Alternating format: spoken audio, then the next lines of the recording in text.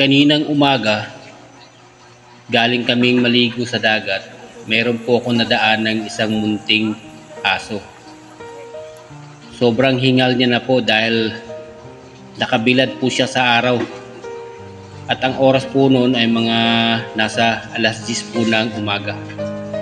Medyo tirik na rin po yung araw. Akala ko nung una, nauuhaw lang siya. Kasi talaga yung kanyang dila ay talagang nakalawit na halos sumayad na sa lupa. Humihingi siya ng tulong, parang tinatawag niya ako. Binigyan ko siya ng tubig kasi akala ko nauuhaw siya. Pero dinidilaan po yung aking mga kamay.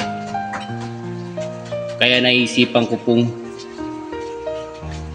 tanggalin siya sa kanyang pagkakatali kasi yung kanyang tali ay nagkabuhol-buhol na.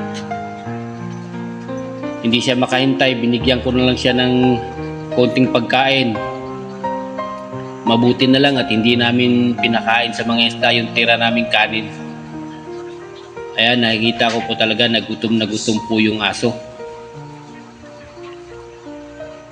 Sa tansa ko, siguro kahapon pa itong walang pagkain. Hindi pa siya kumakain sa tingin ko. Kasi nakikita ko yung kanyang tiyan talagang mahalata mo na wala talagang laman. Tapos yung kanyang tubig na inumin, hindi na safe na inumin kasi nagkulay berde na.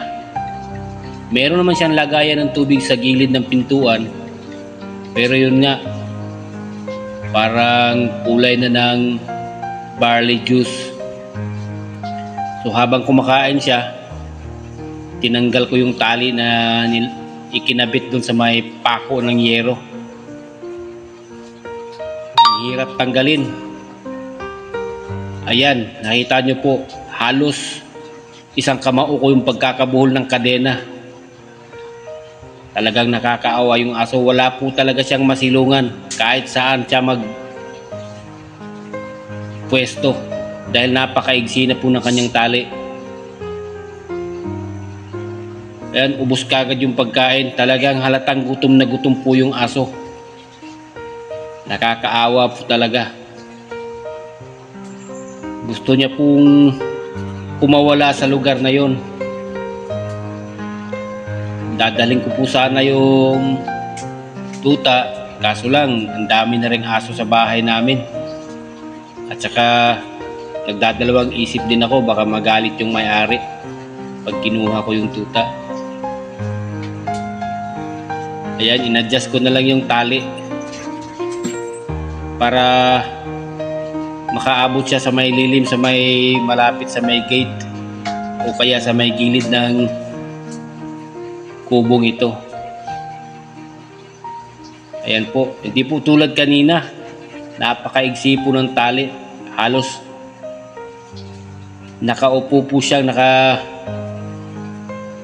yung kanyang dila, nakalawit, uhaw na uhaw at saka gutom na gutom. Ayan, binigyan ko po siya ng tubig.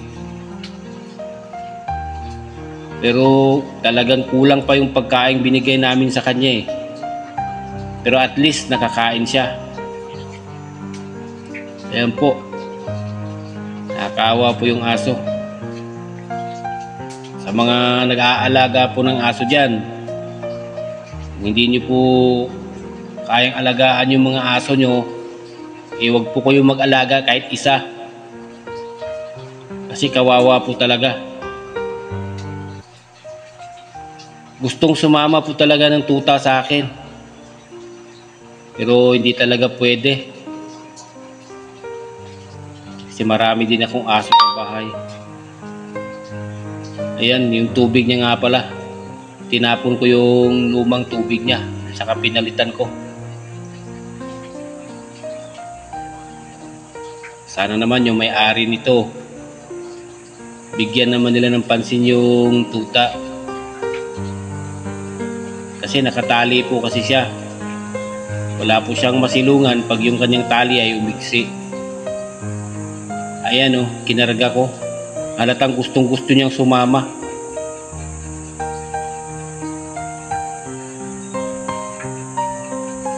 Ayan, babay na.